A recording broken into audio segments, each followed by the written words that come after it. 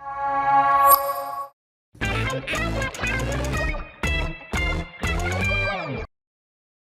know, as a cricket humorist, my job is to observe cricketers, imitate them. And since last 12 years, I've been imitating Dinesh, Karthik. And it's very easy, right? It's like Shrikant, as you mentioned in one of your episodes. You have to be hyperactive and you have to walk like, this way, like Shashi Kapoor. None of the judgments I made. These are all your judgments, by the way. That's my job. When you met him for the first time, was he the same hyperactive kid? Actually, when I first met Dinesh Karthik, it was a long time ago. Knowing him, I think he won't even remember it. I was representing my school in one of the school games, and he was playing for a school team called Chettinad, and we played a match against each other. He got some runs, and then obviously we hadn't seen him around the Chennai school cricket scene for a long time. So I asked who this guy was, and they said he's obviously come from Kuwait. His dad has actually brought him here to relocate him and get him to play for India and all that, with massive visions. And like the following year, like it would maybe 3-4 months or something, we went and played another game in another school called Don Bosco. He was again playing for Don Bosco, which is when I realized, and a year or two later, he played for another school team. So, which is when I realized wherever cricket called him, he actually traveled with the team. And one thing was common, wherever I played against him, he made sure he walloped us. And his love for education. He wanted to try different schools. Possibly. Interestingly, I've studied in 14 schools. Lovely. That's a huge achievement. Yes. Yeah, tremendous achievement. Thanks to my dad. He was in the kind of job where he used to shift basis quite often, maybe once every 1.5 years.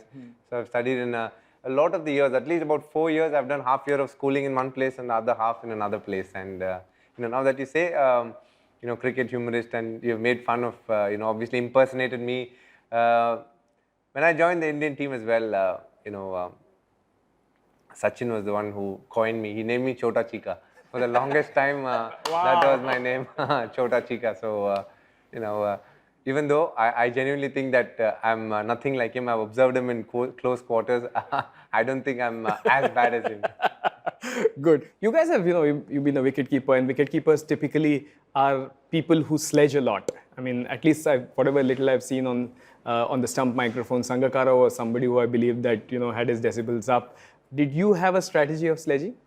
I used to be somebody who was very short-tempered. I used to sledge a lot. I remember one game in Gujarat, one of the batsmen, will get caught behind, and I just gave it to him, left, right, choicest of bad words. Over a period of time, I realized that I was just losing money. These match referees were just finding me every time, and I used to get caught red-handed. And it was a debut of one of the umpires in India now. It was Vineet Kulkarni's debut. Oh, okay. I was the bowler, and the batsman got an inside edge. It was clean out, and generally, what do you do? I mean, if you're angry, what do you do? Yeah? Just tell me. What would you do if you're on the field and the umpire didn't give you out? Anything that comes to your top of your head? Behavior-wise, what would you do? What would you do? I would behave like Pollard. Like how? just on the side.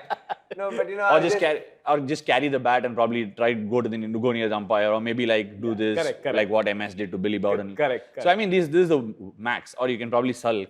But Dinesh actually lied flat on the pitch. So that, for a while the keeper went missing, and I was at the top of my mark and I couldn't bowl because he was flat. He was lying down on the field. But now it is funny that Nigel Long also goes inside the dressing room at KSC and breaks the door and gets a 5,000 rupee I heard about it, but I don't know much more than that. But umpire. Even umpires get agitated. That's where this game has gone. Everybody is is on the line. Basically the pressure is on everybody. Be it the umpires, anybody playing the game, and I can understand a Nigel Long going through it, because obviously he wants to do the best that he can, but you're not going to get everything right. But the frustration sometimes comes out in the heat of the moment. But any story you remember, like a sledge? Sledge. One of the in the England series in 2007, I was opening with Wasim Jafar. The first game we got lucky. It kind of rained out and the match was a draw. The second game was in Nottinghamshire, and they scored 250, 60 odd. Zahir Khan and RP Singh just came through them. And then it suddenly became nice and sunny. When we went in, we just went. Second day lunchtime, we went to bat just after lunch. Became overcast, a typical England overcast and all that. So the ball was swinging, and they were expecting wickets to fall 40, 50, 60 for no loss, 140 for no loss. It was at a stage, and you could see they were getting irritated a little bit. Towards the end of day's play, we had seen the tide through, and at about Ryan Sidebottom bowl a spell. I was young, exuberant, so I had this habit of walking and hitting. I used to get a certain pleasure out of doing that. Like a Matthew Hayden type of a walk. Right? Yeah. So I walked and he bowled shot and I hit him for this one with as much power as I could. It just went a few yards outside the 30 yards and we ran two. And he came and abused me. Abused me means proper abused me. So I was like, okay, I didn't know what to do. The next ball, the whole world knew. I think even every person, the spectator, the guy who was selling French fries outside also knew it was bouncer only. So he bowled a bouncer. I just did like that. I just did to the ball and I looked at him and I just shook my head. I don't know what I did. That pissed him off even more. Even more. I mean, he just lost his marbles. I mean, he pulled the hat from the umpire. And he kept abusing me and I just kept smiling at him and that irritated him a little more. He was sledging me and I just found him funny. He had the long hair and just his name itself I found it very... The thing is that anybody who has that surname, anyway, he would have been sledged all his life. Yeah, sure. But I mean, Dinesh actually doesn't have to do any of these things to piss a bowler off, by the way. Because he's got incredible routines. I mean, he can even piss captains off. I don't know if you've noticed this. Because you get a lot of ad breaks in the IPL, I think you guys missed this. Because at the end of every over, Dinesh has this one corner of whichever side of the pitch that is. He'll go there and do his bit of drawing. Have you seen this paintbrush thing on a computer a long time ago? And I don't know what he draws. Unfortunately, because there's full of grass, you can't make out. But if at all you put a stencil to the end of the bat, you can probably understand what he draws. He actually stands there and draws. This routine kind of changes. Wow. There used to be a time actually where Dinesh used to pull the bat up like this. I mean, this is at least the other one where he draws outside the pitch. The bowler knows that he's not going to play yet. Yeah. But the other one, he takes guard and he used to put his bat right up like this and go into a meditation sort of a thing for a while. And bowler will start twice or thrice and then you have to pull back, like give a missed call. So, I mean, he has these weird routines. I only know, I haven't asked him for an explanation because I know how Dinesh is when he goes into a game. All these rituals are like basically Dinesh's batting in a fulcrum. But there's one guy who doesn't change and I like him a lot, that's Mohammad Shami. Because Shami is somebody who's just in his own zone. I just love him. I love his stories about he going to his village and I wanted him on the show, but he's a little shy to come on the show. Any interesting experience with Shami?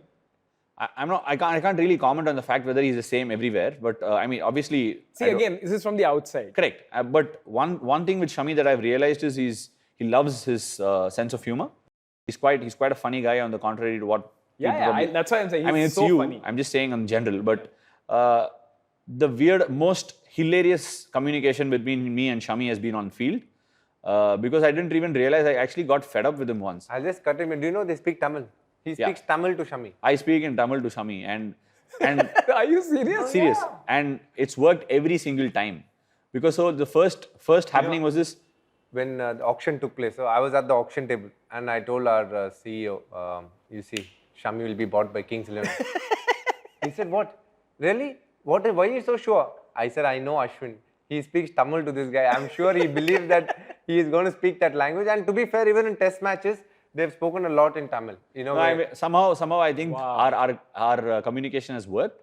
It doesn't, I mean, language is not a barrier for us, I feel, on a very lighter note, because the first incident was against England in the home season that we had. And we were playing that test match in Mohali where England had got away from us. Like they were like 6 down and they were 60 ahead. And Chris Oakes and I think it was Hasib Hamid that put on some 40-50 runs and it got into quite uncomfortable territory. We don't want to be chasing 200, 150, 180 or whatever. And Shami was actually in his... I think we were all tired in the second innings and in the morning. I mean, it was closer to lunch and Shami had the ball in his hand. He just ran up and in typical Shami fashion just bowled a half volley and it just went for a boundary. Chris Oakes or somebody just smacked it. And I mean, like he said, Ryan side bottom bounced a batsman. The batsman actually should have expected that, but he dished out another half volley in typical Shami fashion and it went for a 4. So he was just walking back and I was really tired and I was also on the verge of getting I was managing an injury. So I got frustrated and I said, Abbe yaar, tu kya dal raha hai? Something like that. And Shami turned around. He did something like that. And I actually abused him in Tamil. Okay. In Tamil, I said, oh, something saying, there's no use talking to you or something like that. And he said, hey. So I went, kya bol raha hai? Then I said, I realized that it was going to be a little confrontational. So I said in an extended Tamil version, literally, I'm just translating it for you. I said, if I was you and if I had the ball now looking at Chris Oakes, I would probably look at getting 3-4 wickets rather than bowling such real boofy balls. He said like, huh? I said, huh, I just moved. I went to mid-on. He just ran in and I bumped him. The next thing I remember was Chris Oak's back part of the helmet just going out of his helmet, and he got caught behind. The wicket broke. It was a breakthrough, and we all celebrated. And I just gave him a high five and just came back. I said, "This is working, so I should continue in Tamil." I went up to him and said, the same literal way. I said, "ये अच्छा चल रहा है. तू ऐसे ही डालना, थोड़ा तेज डालना." हाँ, जरूर. He went and again bowled first ball. Adil Rashid was caught behind.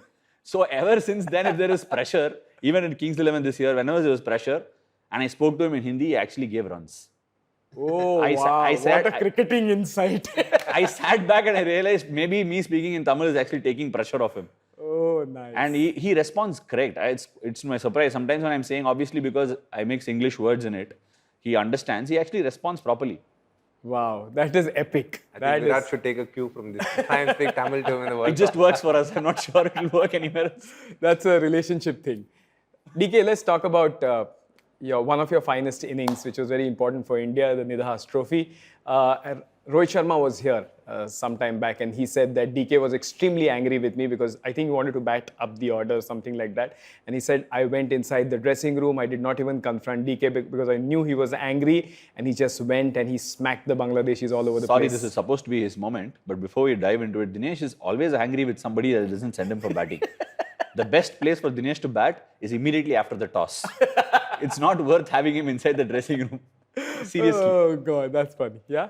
So, the Nidahas Trophy, all through the tournament, I had batted 5.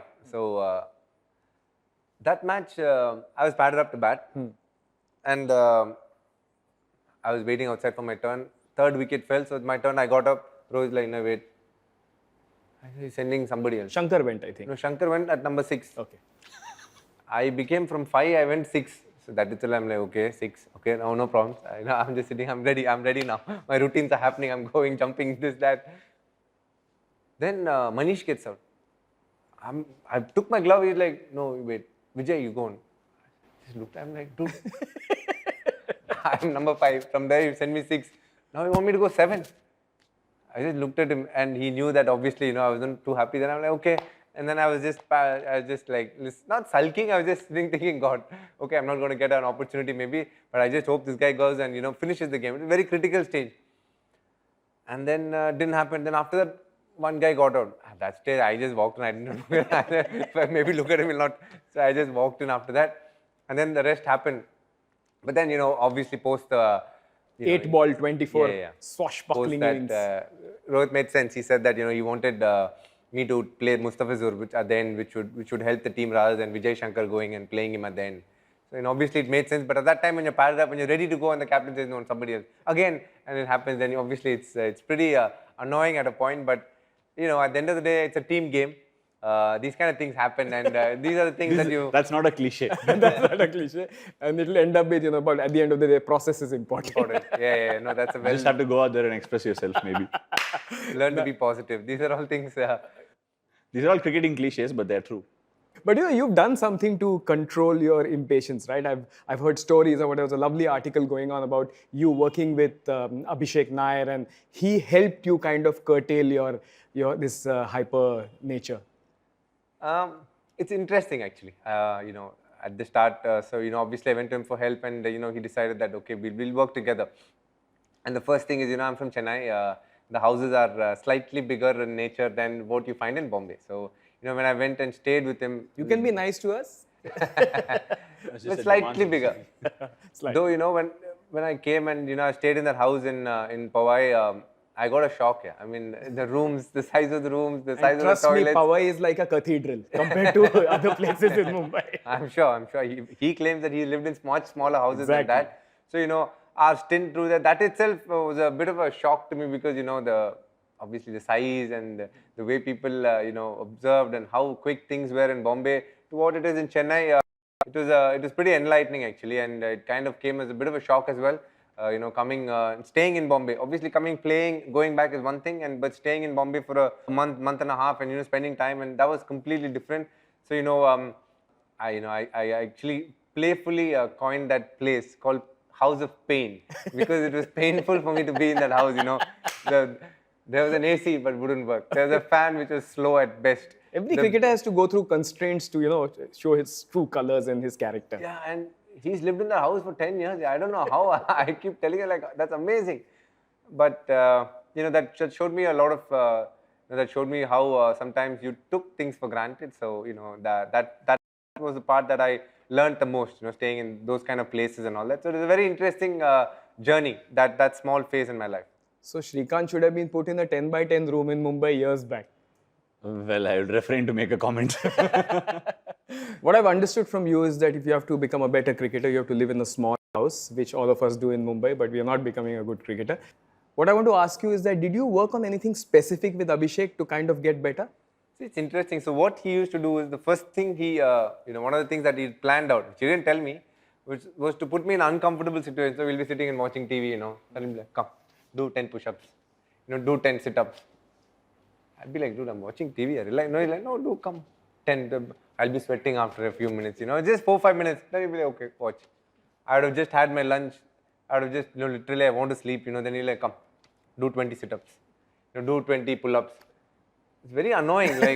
So it's basically, putting me in out of my comfort zone a little bit. When you felt like, everything, you have a certain pattern, Nice. set pattern. Basically, you have food, you chill, whatever.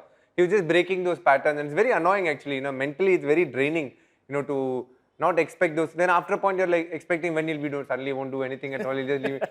So it was very disturbing also. But it was as I said, those are things that made me slightly stronger. I think mentally, they kind of put me through some uncomfortable situations and positions to be in, and that me a little bit definitely. You met him for the first time. What was your impression? Yeah. None of what he said I remember. My memory Basically, is... you can go to 42 schools, but memory is a different ballgame. No, I mean, I wouldn't blame him for that because, in all honesty, somebody coming up from Chennai, for me, Dinesh Karthik was a superstar, and he might just laugh it off or brush it off. And Dinesh Karthik was indeed a superstar for many of us because there used to be these state games happening under 19s and under 17s, and I remember Dinesh once made in 5 games, South Zone games. He made about 7,400 runs or something.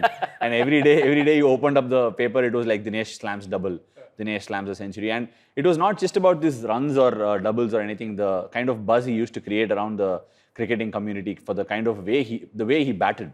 It would be like if you missed from lunch to tea, he would already be out and you would have scored 100.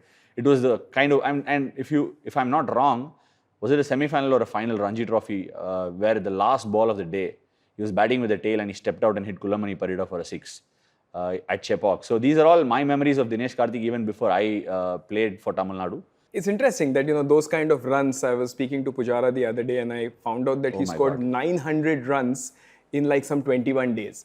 What, you guys just enjoy? No, first, I just feel it's, we should cut short that. Don't even compare me to Pujara. He's in a different level altogether. He makes 7,000 and he made 9,000 just at a slower rate. That's it, nothing else. And we're talking about one of the best batsmen India has seen in a long time in Test cricket, And you called Pujara for a local game, if I'm not mistaken. Since he said House of Cards, I might rephrase, House of Pain, I have to go into Game of Thrones because the way Pujara was batting in Australia and how he slumbered to the ground and all that, I gave him the name of the White Walker.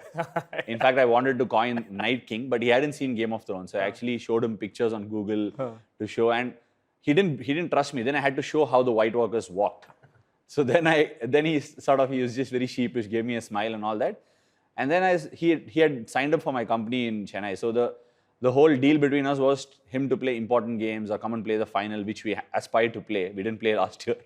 So one of the games we were in trouble. So I said, Puj, I think you're a bit free and short of cricket. Why don't you come and just fill your boots? So he just said, give me a day's time. I'll think about it and I'll get back to you. And he said, yeah, I'll come. No problem. But I'll leave on the 3rd day in the evening. I said, sure.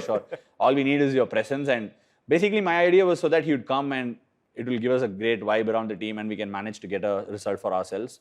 So he came for the game. He didn't say anything. He just came. I said, you're batting at 3. He said, sure. He put his pads on. You won't believe it. There was no change in the way he batted. Exactly like how he grounded Pat Cummins and Mitchell Starc and Nathan Lyon was exactly how he grounded Alexander, Wilkins Victor and the rest. And he walked in the 2nd over of the game, just defended his way to lunch. And I said, wow, this is amazing. The guys were actually learning so much. And then there was another extraordinary incident. I was just whiling away my time, not padding up because he was batting and give me the much needed break. I was sitting in a corner with my friends and having a chat, good gossip session. And he was still batting at T. And then one of those guys came running up and said, Pujara wants to talk to you. I thought, okay, oh, this guy doesn't want to bat in the heat anymore. Maybe he says, I'm going to retire or something and wants to leave. I went to him and I said, what's it, Puj? He said, he was batting on some 110 or something. He said, I'm thinking of trying to play a little more aggressively. Is there enough in the shed so that we can bat along? I said, by all means, please go ahead. And the way he actually accelerated was all along the ground again. I think he hit one shot for a 1-6 or something like that. And he made a 160 and got out. And again, he got out defending. So this is very unfair for the bowlers, right? Ashwin is calling Pujara, saying that come and play against these bowlers. No, actually, bowlers are saying like, what the hell I are said, you doing? you know, when you travel away from India, I think you should be called the night king. And in India, like places like Chennai, you should be the heat king. Because he properly actually ground the bowlers down. I can visualize that conversation. Ashwin calling Pujara, Pujara, can you come for this match? 300 is fine. He didn't commit to that. Maybe another Imagine day. Hazelwood Stark couldn't even get him out, and coming to Chennai, and you know the wickets there are so placid. He can bat for 23 days on the trot and not get beaten once. But you have these routines before you go into bat, right? You do some push-ups and anything that you can tell us? Yes. Look, you know, now people find that very funny. Like KL and Hardik always make fun of me, and a lot of people find it very funny. Though for me, it's about you know, especially in the T20 format, that's where I do it a lot, because I feel from ball one I need to be switched on, where I have to go and hit the ball, run hard, you know, those kind of things. I'm not like a Chris Gale or a Pollard who can just come, or a Russell for that matter, who can just hit 6 from ball 1. No, I'm more like, you know, I can use the gaps, you know, run hard, be ready to play a big shot, give it my 100% every time I run a single, those kind of things. So for that, I felt it's important to have, I mean, at least when we had planned that, you know, it's important to have the heart rate up and running every time I go into bat. Nice. And I'm more switched on as well. You know, when I'm sitting outside and watching the match, otherwise I'm just totally very relaxed and, you know, laid back. So these kind of small things obviously, you know, keeps you egged on. Like even in baseball, if you see, you know, they have separate hitting corners where people practice as the match is going on, and then they go in and straight play the game. It's just that it's not caught up in cricket yet, but I'm sure it will in a matter of time. Nice. Ashwin, you have any routines? Like this thing, carom, tang, ting, tong, ting, ting. Okay, now I'm going. No, not really. I mean, my routines are pretty much done before the game. Like the previous day of the game depends on how much I've done, what sort of work I've done. Have I bowled enough? Do I feel like bowling and stuff? Generally, when I feel like I'm bowling well, I try and make it as minimal as possible so that the bad habits don't creep in. But genuinely, no particular routine to say this is how it needs to go. I'm not very superstitious, to be honest, because if there is a superstition, I mean, I don't know if Pujara has told you, he also likes to break it. If I find there is something like a routine, I try and break it so that it doesn't get to your head, because it can mess with your head a lot of times. So we've checked your mental strength on the show. Now we're going to check your physical strength. So we're going to play the hammer game. And there, I think it's very important. I think the record is currently held by Shreyas Iyer, which is 941, if I'm not mistaken. So let's see if one of you can break it. Let's go. Come. DK, you want to start first? Yes. Can I go? Yep, go for it. I'll start? Yes. Focus. Leg stump, please. I'll back on 2. Nice. Good shot. Yeah, good sound. I think around 905, 906.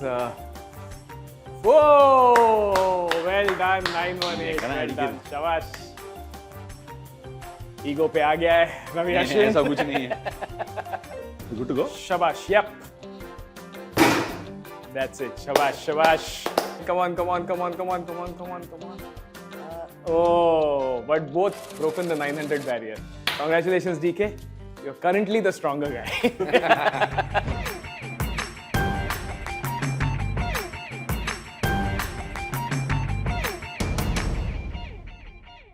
This show is called What the Duck, so we celebrate the duck here. And therefore, we are going to check your ability to draw the duck. So basically, this is an artist competition. This is your time to prove to the world that your drawing classes that you took in school were productive. Especially 42 schools should get you more value. So you can take any of these markers, take any reference point of any of the ducks here, and start. Nice. You can use colors also wherever you want. Really? Oh, lovely. That's as much as I can do. Your beak had a little bit. Oh, you have to sign as well. DK's beak is more pronounced. I think he learned from the mistake I made. Well done, gentlemen. Well done. Two fabulous artists from India. Dinesh, Karthik and Ravi Ashwin.